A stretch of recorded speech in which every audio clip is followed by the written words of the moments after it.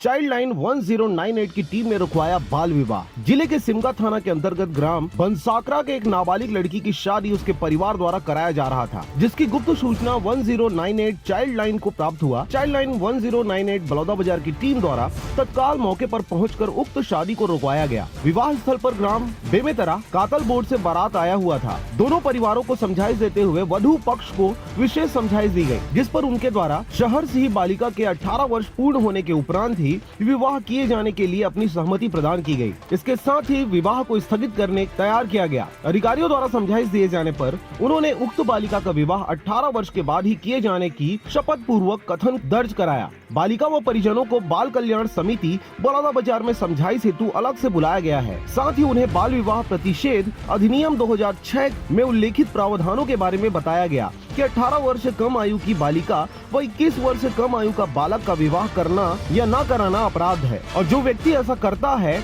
या विवाह में सहयोग प्रदान करता है तो उसे भी 2 वर्ष का कठोर कारावास अथवा जुर्माना जो कि 1 लाख रुपए तक का हो सकता है या फिर दोनों दंडित किया जा सकता है। उक्त कार्रवाई के दौरान विवाह जिला बाल संरक्षण अधिकारी चाइल्ड लाइन 1098 बलौदा बाजार से centre coordinator Shrimati Rekha Sharma, Gillies, Jitendra Bharti, Meera Sahu, Somendra Sahu आदि की सहायता से बाल विवाह रोका गया। उक्त जानकारी गृहिणी संस्था के डायरेक्टर रूपा श्रीवास्तव द्वारा दी गई।